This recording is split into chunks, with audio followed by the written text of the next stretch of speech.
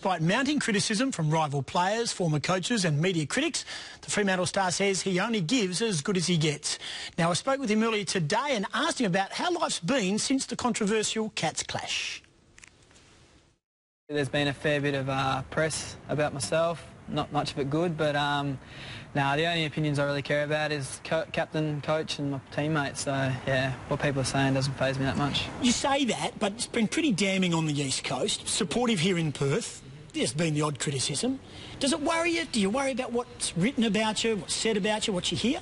No, not at all. Like I said, the only people I worry about is the captain, coach and players, and you know, I live on the West Coast, so what people on the East Coast say doesn't faze me one bit. It's, you know, might even pump me up next time I go over there. I'll stick it to them a little bit more.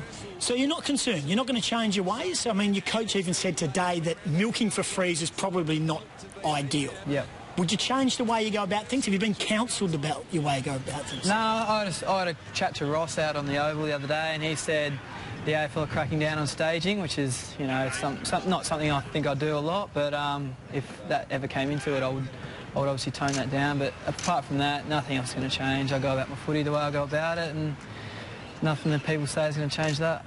Did you see the punch coming? Obviously not. I was a bit dazed by it, but no, I didn't see it coming. And you know, what happens on the field stays in the field. I'll get over it. He'll get over it. Done and dusted as far as I'm concerned. Ross Lyon said that when he was coaching against Fremantle, he would send out blokes to ruffle you. Yep. You know that every team wants to get a piece of you now. Yeah, well, not so much now. I think for the last 2 years, every game I've played, I've copped a lot of hits myself off the ball, and plenty of words of abuse come my way as well. So, you know, it works both ways. I cop just as much as I give as well. So, you know, I'm ready to cop that, but, you know, people have to cop it themselves and not whinge about it. You're good at, last Friday you said on 10 News that, you know, it's going to be a tough night for Geelong. Mm-hmm. Did you cross the line thinking, I am going to be a pest?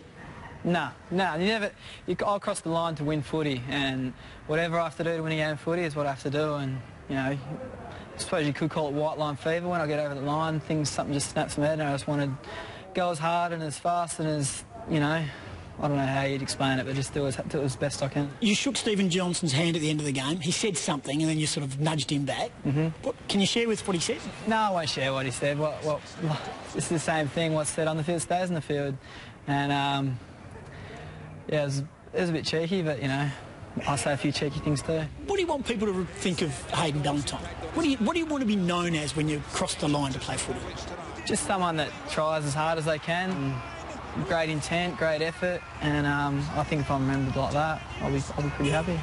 Tough week for you, but a good week. Family celebration.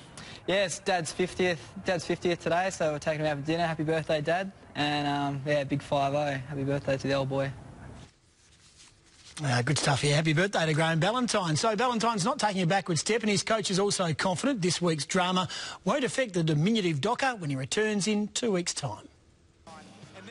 Hayden Ballantyne has whipped the footy world into a frenzy, and there's fears it could make him a marked man when he returns. He's been a target in AFL footy for a long time. I used to send players down to rough him up because he's a match winner. The Dockers coach confident his fiery forward has the mental strength and resilience to cop whatever's thrown at him, but there is one part of his game he'd like to change. It's that milking that we've put on the agenda that he doesn't want to be remembered for that. What he wants to be remembered for is his great ball winning and pace and goal kicking and enthusiasm. The problem now finding a replacement for the goal sneak turned midfielder. I think he's irreplaceable, isn't he? David Mundy is a chance after training strongly yesterday, with Lyon considering using his star-on-baller as a sub rather than risk a return through the WAFL.